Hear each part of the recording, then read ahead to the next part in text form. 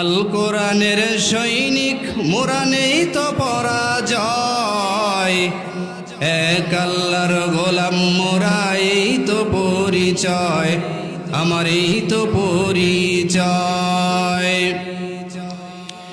এ পৃথিবীর সবই নকল, এ পৃথিবীর সবই নকল, আসল কিছু নয়। এক আল্লাহর গোলাম মোরা এই তো পরিচয়, আমার এই তো পরিচয়। কোরআন হাদিস শাসনতন্ত্র রাসূল মুদের নেতা, উৎসাহ মোর চির অমলান ইতিহাস বীরগাথা। এক আল্লাহ সারা আমার দিলে, এক আল্লাহ সারা আমার দিলে নাই তো কারো ভয়। এক আল্লাহর গোলাম মোরা এই তো পরিচয়, আমার এই তো পরিচয়। এর জন্য মুসলমান বাবা ভাই বন্ধু, এক আল্লাহকে ভয় করতে হবে, আল্লাহর ভয়টা অন্তরের মধ্যে ঢুকাতে হবে।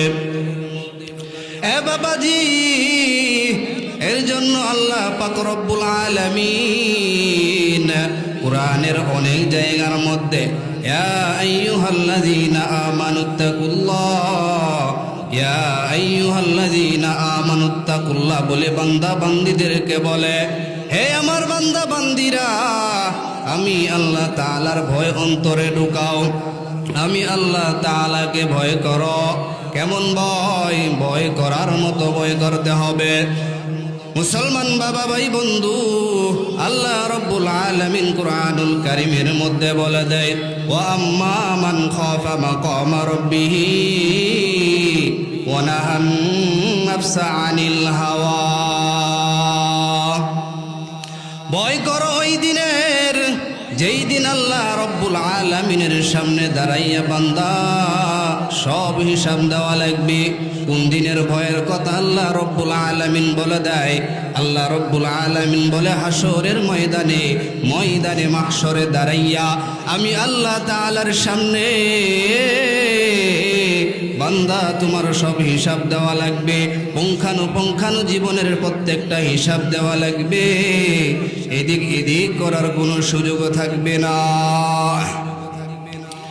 কেমন ভয় নবীরা করেছিলেন, কেমন ভয় আম্বিয়ায়ে কেরামেরা করেছিলেন, কেমন ভয় আল্লাহর বান্দারা করেছিলেন, আল্লাহর ওলিরা করেছিলেন, কেমন ভয় সাহাবী আজমাইনরা তাদের অন্তরের মধ্যে লালন করেছিলেন, পালন করেছিলেন। খলিফাতুল মুসলিমিন হযরত ওমর রাদিয়াল্লাহু তাআলা আনহু দিনের বেলায় এমনিভাবে রাষ্ট্র পরিচালনার দায়িত্ব পালন করিয়া, দিনের বেলায় রাষ্ট্র পরিচালনার দায়িত্ব কাজকর্ম করিয়া, রাত্র যখন গভীর হয়ে যাইত, রাত্র যখন নীরব হয়ে যেত, খলিফাতুল মুসলিমিন হযরত ওমর রাদিয়াল্লাহু তাআলা আনহু মাথার মধ্যে এরকম একটা রুমাল পেঁচাইয়া মুখমণ্ডলটাকে ঢাকিয়া নিজের পরিচয় গোপন রাখিয়া এরকম ভাবে এক এক দিন এক এক এলাকায় লোকদের খোঁজ খবর নেওয়ার জন্য চলে যাইতেন। হঠাৎ করে একদিন রাত্রিবেলায় নতুন এক এলাকার মধ্যে যখন রওনা করলেন, নতুন এক এলাকার মধ্যে যখন চলে গেলেন, সামনে নজর করে দেখে গভীর রাত্রিবেলায়, গভীর রজনীতে আল্লাহর কোনো এক বান্দার ঘরের চুলার মধ্যে আগুন জ্বলতেছিলেন। যখন আগুন জ্বলতেছিল, খলিফাতুল মুসলিমিন হযরত ওমর রাদিয়াল্লাহু তাআলা আনহু সামনে অগ্রসর হলেন। সামনে অগ্রসর হইয়া চুপি সারে দাঁড়িয়ে গেলেন, কি ব্যাপারে এত রাত্রিতে কেন আগুন জ্বলে? খলিফাতুল মুসলিমিন তার কানটা লাগাইয়া শুনতেছেন, ছোট ছোট বাচ্চারা কান্নাকাটি করতেছে, মাকে বলতেছে, ও মা, পেটের মধ্যে ক্ষুধার যন্ত্রণা সহ্য করতে পারি না, দাও দাও আমাদেরকে খানা দাও, দাও দাও আমাদের খাবারের ব্যবস্থা করে দাও। মা মনে মনে চিন্তা করতেছিল, আয় সন্তানেরা, আমি তো ভেবেছিলাম কিছু সময় পর তোমরা ঘুমিয়ে যাবে। মা সান্ত্বনা দেওয়ার জন্য চুলার মধ্যে খালি একটা পাতিলার মধ্যে সাধারণ একটা খালি পানি দিয়া জাল করতেছিল। আর মা মনে মনে ভাবতেছিল, মনে মনে চিন্তা করতেছিল, মনে হয় সন্তানেরা কিছু সময় পর ঘুমিয়ে যাবে, ঘুমের ঘরে চলে যাবে, আমার আর খানা দানা দেওয়া লাগবে না, খানা পিনা দেওয়া লাগবে না। মা সন্তানদেরকে যখন এরকম ভাবে সান্ত্বনা দেওয়ার জন্য খালি চুলার মধ্যে পানি গরম করতেছিল, খলিফাতুল মুসলিমিন হযরতে ওমর রাদিয়াল্লাহু তাআলা আনহু দেখতেছিলেন। হঠাৎ করে মাকে সালাম দিয়া বলে, ও মা, অনুমতি দিলে আপনাকে কিছু উপকার করতে পারি কিনা? বৃদ্ধা মহিলা বলে, ও নওজোয়ান যুবক, এত রাত্রিবেলা কেই বা তুমি কোথায় যাচ্ছিলে, এখানেই বা কি করতেছ? খলিফাতুল মুসলিমিন হযরতে ওমর রাদিয়াল্লাহু তাআলা আনহু নিজের পরিচয়টা গোপন রাখিয়া বলে, ও মা, আমাদের কাজ হলো মানুষের খোঁজখবর নেওয়া, মানুষের উপকার করা। আপনার কোনো উপকার করতে পারি কিনা, এর জন্য আমরা আপনার কাছে এসেছি। বৃদ্ধা মহিলাটা এবার নওজোয়ান যুবককে বলে, ও নওজোয়ান যুবক, তুমি কি উপকার করবা আমার জানা নাই, তবে ওমরের নামে তোমার কাছে একটা নালিশ আমি জানাই, একটা দরখাস্ত জানাই, একটা অভিযোগ তোমার কাছে আমি জানাই যে ওমর আমাদের দেশের খলিফাতুল মুসলিমিন, রাষ্ট্র পরিচালনা যিনি করতেছিলেন, তাকে কাল কিয়ামতের ময়দানে আমি আল্লাহ তাআলার কাঠগড়ায় দাঁড়াইয়া তার নামে নালিশ করব, তার নামে বিচার দেব। কারণ খলিফাতুল মুসলিমিন আমাদের খোঁজ খবর নেয় না।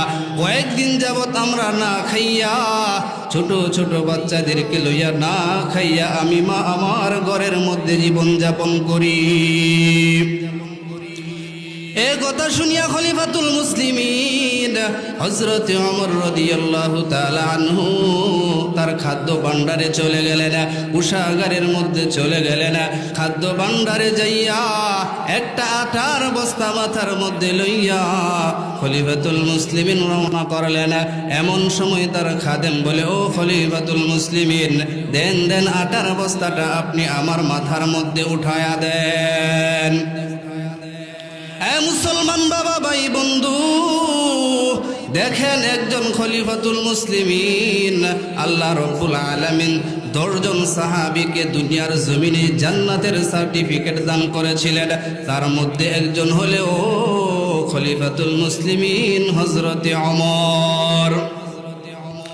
হযরতে ওমর রাদিয়াল্লাহু তাআলা আনহু খাদেমকে বলে, ও খাদেম, তুমি কি শোনো নাই বৃদ্ধা মহিলা কি বলেছে? কাল কিয়ামতের ময়দানে, হাসরের ময়দানে, যখন ওই বৃদ্ধা মহিলাটা আমার নামে, ওমরের নামে আল্লাহর কাছে বিচার দেবে, আল্লাহর কাছে নালিশ করবে, ওই দিন কি তুমি আমার বোঝা বহন করবানি? খলিফাতুল মুসলিমিন হযরতে ওমর রাদিয়াল্লাহু তাআলা আনহু মাথার মধ্যে আটার বোঝাটা লইয়া ওই বৃদ্ধা মহিলার বাড়িতে চলে গেলেন। বৃদ্ধা মহিলার বাড়িতে যাইয়া ওই আটার বস্তাটা রাখিয়া ওই বৃদ্ধা মহিলাকে বলে, ও মা, এই যে আটার বস্তাটা রেখে গেলাম, আবার মাঝে মাঝে আসিয়া আপনাকে খাবার দাবার দিয়ে যাব, খোঁজ খবর নেব। এ বলিয়া খলিফাতুল মুসলিমিন হযরতে ওমর রাদিয়াল্লাহু তাআলা আনহু চলে গেলেন। চলে যাওয়ার পরের দিন সকলকে মিলিয়া, সকলেই একসাথে হইয়া রাজপ্রাসাদের মধ্যে মিটিং বসাইলেন। মিটিং বসানোর পর একজন উজিরকে পাঠাইলেন, যাও যাও ওই বৃদ্ধা মহিলাকে আমার দরবারে আসতে বলো, খলিফাতুল মুসলিমিন সালাম জানিয়েছেন, তাকে গিয়া বলো। একজন মুজির কি করলেন, ওই বৃদ্ধা মহিলার বাড়িতে চলে গেলেন, গিয়া বলে, ও আম্মা জান, খলিফাতুল মুসলিমিন আপনাকে সালাম জানিয়েছেন, খলিফাতুল মুসলিমিন আপনাকে সাক্ষাতের জন্য বলেছেন, তার দরবারে যাওয়ার জন্য বলেছেন। এই কথা শুনিয়া বৃদ্ধা মহিলা মনে মনে চিন্তা করে, মনে মনে ভাবতেছে, মনে হয় কালকে রাতের ঘটনা। নওজোয়ান যুবক যাইয়া খলিফাতুল মুসলিমিনের কাছে বলে দিছে। মা এবার কান্না জনিত কণ্ঠে সন্তানদেরকে বলতে থাকে, ও সন্তানেরা, দাও দাও, শেষ বিদায় আমাকে দিয়ে দাও, শেষ দেখা তোমার মাকে দেখে নাও। মনে হয় খলিফাতুল মুসলিমিন আমাকে ফাঁসির কাঠগড়ায় ঝুলাবে। ও সন্তানেরা, শেষ দেখাটা দেখে নাও, শেষ বিদায়টা আমাকে দিয়ে দাও। ওই বৃদ্ধা মহিলা খলিফাতুল মুসলিমিনা ওমর রাদিয়াল্লাহু তাআলা আনহু এর দরবারে চলে গেলেন। যাইয়া নজর করে দেখে, ওই রাত্রিবেলা নওজোয়ান যুবকটা আটার বস্তাটা মাথায় লইয়া ওই বাড়িতে, আমার বাড়িতে গিয়েছিল। ওই সিংহাসনের মধ্যে ওই নওজোয়ান যুবকটাই বসা। বৃদ্ধা মহিলা এবার ওই নওজোয়ান যুবককে বলে, ও নওজোয়ান যুবক, কি ব্যাপার, কি ব্যাপার, তুমি খলিফাতুল মুসলিমিন হযরত ওমরের সিংহাসনে কেন বসে আছো? তার আসনের মধ্যে কেন তুমি বসেছো? খলিফাতুল মুসলিমিন হযরত ওমর তার পরিচয়টা যখন দিলেন, তখন বললেন, ও মা, কালকে রাত্রিবেলা আঠার বস্তাটা মাথায় লইয়া যে নওজোয়ান যুবক আপনার কাছে গিয়েছিল, সেই নওজোয়ান যুবকটাই হলাম আমি, ওমর। এই পরিচয় পাওয়ার পর বৃদ্ধা মহিলাটার আরো কম্পন বাড়তে থাকে, আরো ভয়ে তার কম্পন শুরু হয়ে যায়। ওমর রাদিয়াল্লাহু তাআলা আনহু বলে, ও মা, ভয় পাওয়ার কোনো কারণ নাই, টেনশনের কোনো কারণ নাই, কারণ আজকে আমি হইলাম আসামি আর আপনি হইলেন বিচারক। আপনি যে বিচার আমাকে করবেন, যে শাস্তি আমাকে দিবেন, আমি তা মাথা পেতে নেব। খলিফাতুল মুসলিমিন হযরত ওমর রাদিয়াল্লাহু তাআলা আনহু তার মাথার পাগড়িটা একটা বাঘ গলার মধ্যে পেঁচাইয়া আরেকটা বাঘ ওই বৃদ্ধা মহিলার হাতে দিলেন ধরাইয়া।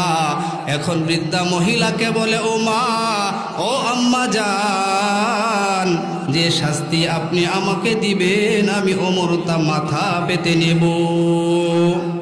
কারণ কাল কিয়ামতের ময়দানে, হাসরের ময়দানে আমি ওমর আল্লাহ তাআলার কাঠগড়ায় আসামি হইয়া দাঁড়াইতে চাই না, আসামি হয়ে দাঁড়াতে পারবো না। আপনি যে শাস্তি দিবেন, সেই শাস্তিটা যেন দুনিয়ার জমিনেই শেষ হয়ে যায়। কিয়ামতের ময়দানে, হাসরের ময়দানে যেন আল্লাহ তাআলা আমাকে তার কাঠগড়ায় না দাঁড় করায়। এই জন্য বাবাজি, একটু দিলের কানটা দিয়া শুনেন, দিলটাকে একটু প্রশ্ন করেন, দিলটাকে একটু বলে দেখেন না যে খলিফাতুল মুসলিমিন হযরত ওমর রাদিয়াল্লাহু তাআলা আনহু এর শাসন আমলটা কেমন ছিল, শাসন ব্যবস্থাটা কেমন ছিল। খলিফাতুল মুসলিমিন অর্ধ জাহানের শাসক, অর্ধ জাহান যিনি শাসন করেছেন, তার শাসন আমলের ব্যবস্থাপনা কেমন ছিল। খলিফাতুল মুসলিমিনের আমলে বাঘ আর সিংহ এক ঘাটের মধ্যে পানি খাইতো। সেই খলিফাতুল মুসলিমিন ওমর রাদিয়াল্লাহু তাআলা আনহু এর অন্তরের মধ্যে যদি এমন ভয় থাকে, এমন ভয় আল্লাহ তাআলার থাকে, আর হাসরের ময়দানের ভয় তার অন্তরে লইয়া, হাসরের ময়দানের ভয়টা দিলের মধ্যে লইয়া তার জীবন পরিচালনা করে। আজকে আমার আর আপনার ভিতরে আল্লাহর ভয় না থাকার কারণে আজকে আমাদের অধঃপতন, আল্লাহর ভয় না থাকার কারণে গুনাহ করতে মজা লাগে, আল্লাহর ভয় অন্তরে না থাকার কারণে নামাজের সময় নামাজ পড়তে মন চায় না, ইবাদত করতে মন চায় না, রমজান মাসে রোজা রাখতে মন চায় না। এ মুসলমান বাবা, ভাই, বন্ধু, হাতে ধরে পায়ে ধরে বলে যায় আল্লাহকে ভয় করেন। আল্লাহর ভয়টা অন্তরে ঢুকানা। আল্লাহর ভয়টা যদি অন্তরে ঢুকাইতে পারে না, আল্লাহর ভয়টা যদি অন্তরে লালন করতে পারে না, তাহলে দুনিয়ার জমিনেও আপনি কামিয়াব, পরকালের জমিনেও আপনি কামিয়াব হয়ে যাবেন। মিশকাত শরীফের হাদিস, মুসা কালিমুল্লাহর